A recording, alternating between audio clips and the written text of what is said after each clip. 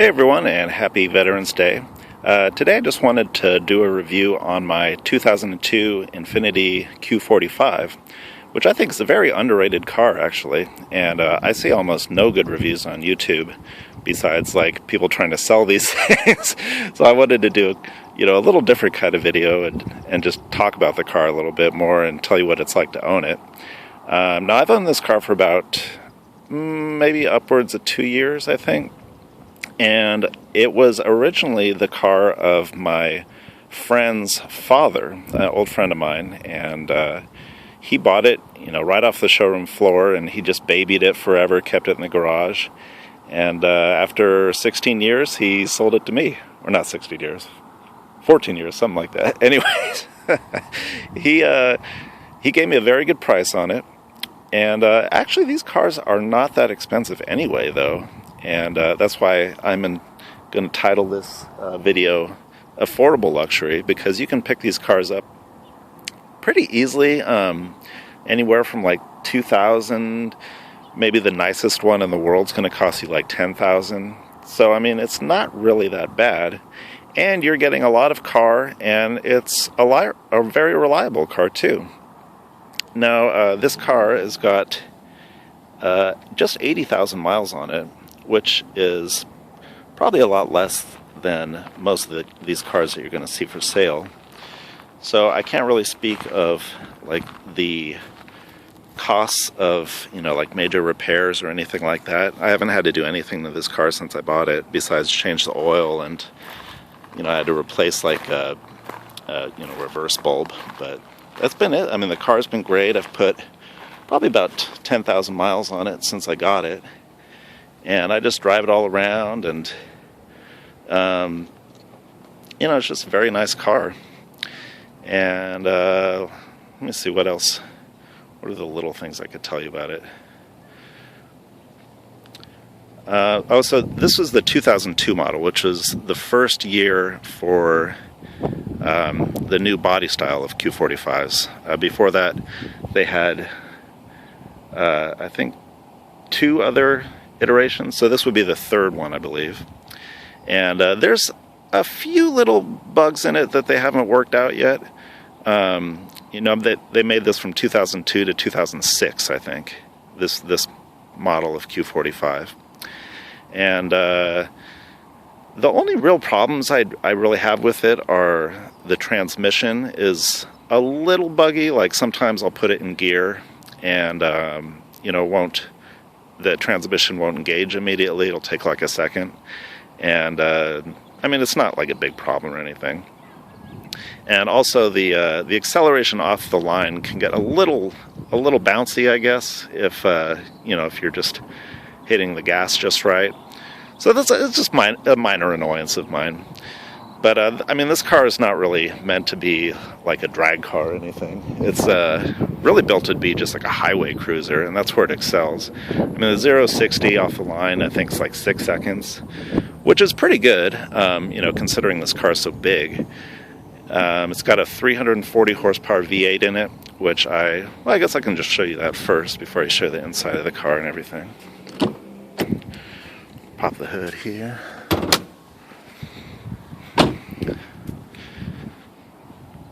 And it's a very nice engine. My friend's dad told me there was actually like the same engine they used in the racing engines Nissan was doing at the time. And this is just like a detuned version. And usually it comes with like a plastic cover over all this stuff, but I took all those covers off. Especially because for this battery here, they just put like a cover over it. And if you got a dead battery and you need to get a jump start, it's going to be kind of hard unless you have a 10mm wrench on you to get that cover off.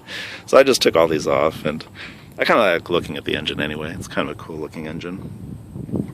I think it's a 4.6 liter V8, and it's very quiet. Here, I'll start it up for you real quick here. Just a nice, quiet luxury car here. Oh, where's my key?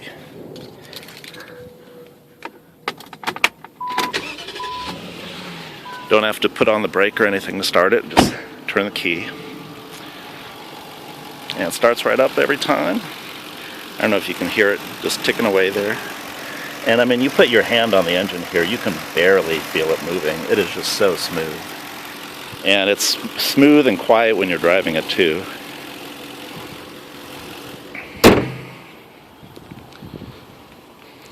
And like I was saying, the acceleration isn't great off the line, but where you really notice this car perform is on the freeway. Like it's really meant to just be a cruiser, and you can, you know, just hit the gas a little bit when you're on the freeway, and you'll pass cars really fast.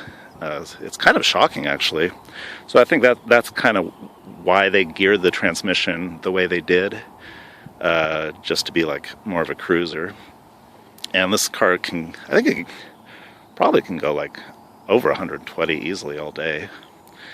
Here's the inside. We got nice tan leather. My friend's dad took very nice care of the leather. Everything in this car looks brand new still. And I'm not going to talk about like all the tech features and stuff. I've seen other people do that in the other videos. I think it's a little boring, but you know, you got your standard Infiniti clock here. You got a nice kind of wood accents on the wheel. I put a dash mat on it here to kind of protect it from the Arizona sun here.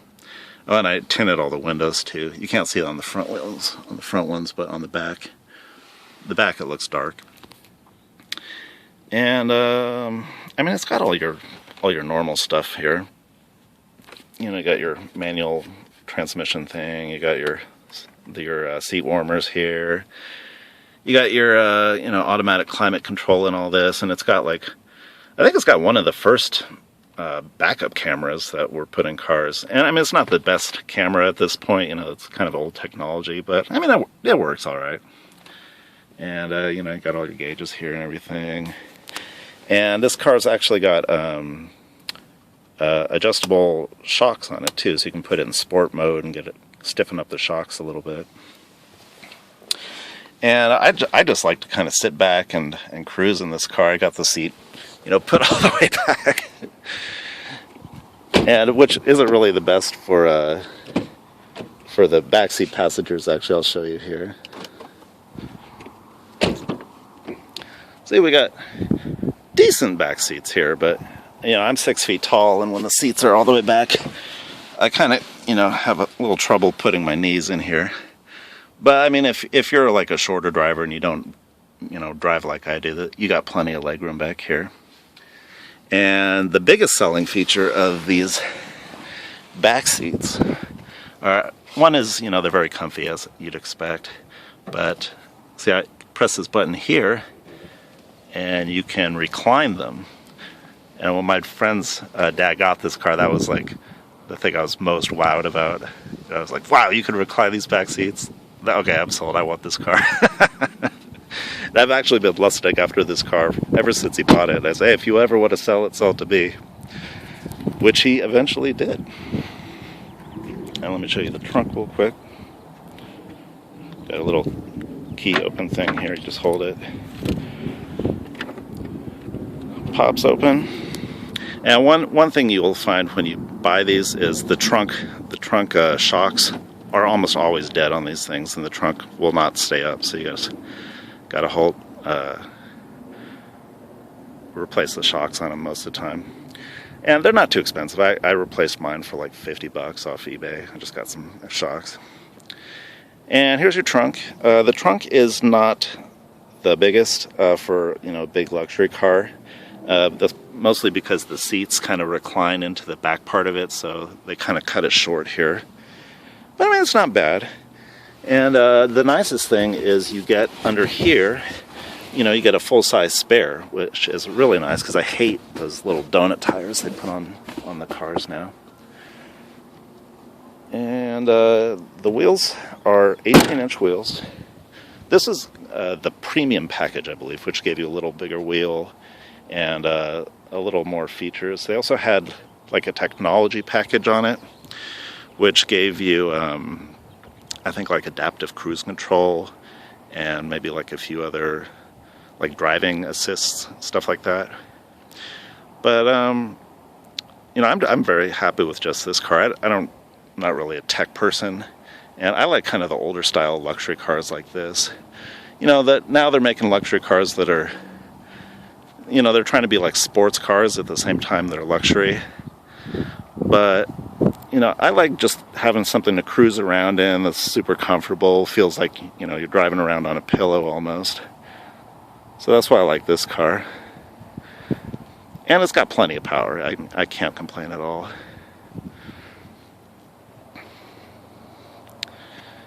What else can I tell you about it?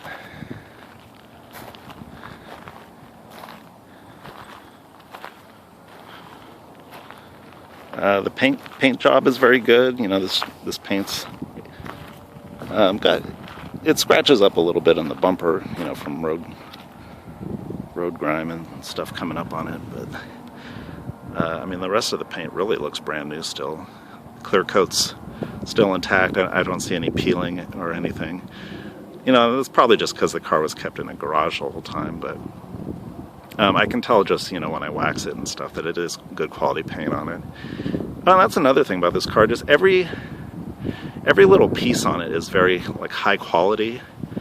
You know, just from the door handles to, you know, the engine components, everything's just very well made, and you don't, you know, look at any part of this car and say, oh, that part's kind of cheap, you know. Infiniti really put a lot of work into this. It's not really my favorite styling, to be honest. You know, it's kind of that awkward time where the, you know, 2000 area, or, you know, year 2000 cars were kind of oddly styled. And these lights are kind of odd looking to me, but these are actually one of the first times they put kind of like a proprietary special LED lights in. And when these go out, they are very expensive to replace. I think they cost you at least like $500 to get replacement ones. So that's something to think about, you know, if you're looking to buy one of these.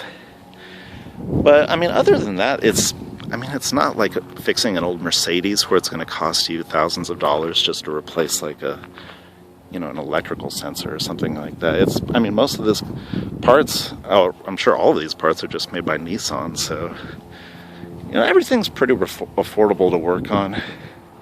My guess is the shocks are probably going to hit me when I get them replaced, just because they're like the special, electronically adjusted ones. Luckily, I haven't had to do any really major repairs on this. I've just kind of looked into things. But, I mean, you're not going to really have a whole lot of problems with this car. One thing I could mention is it's a car pass here. The engine, when they first made it here in 2002, they did have a problem with oil consumption. I think it has something to do with the valves. But these earlier models, they do burn oil, so you do have to keep an eye on your oil. I think it burns maybe like a quart every 2,000 miles, 3,000 miles. So, I mean, it's not horrendous or anything. It's just something you got to keep an eye out on. And actually, that's another thing you want to check on when you're buying these. See if the owner ever took it to the dealer and had them do like a engine rebuild on it. And if they did, you might just want to kind of check out the engine a little more and make sure it sounds right and everything. Because from what I've understand just from doing research, a lot of these cars, they went to the dealers to try to get the engine issue resolved, and you know, they rebuilt these engines, but they didn't really do like a good job of putting all the bolts back on. And you know, I guess a lot of cars kind of had problems after they got the rebuild, and you know, the person kind of traded the oil consumption for just having a not as a reliable engine, I guess. So that's something to think about. Other than that, I can't really think of anything else. Hope you guys enjoyed my little video here, and I will hopefully put another video out at some point. I've got a 1987 Golf GTI I'm probably going to do next, so keep an eye out for that. And have a good one. Bye.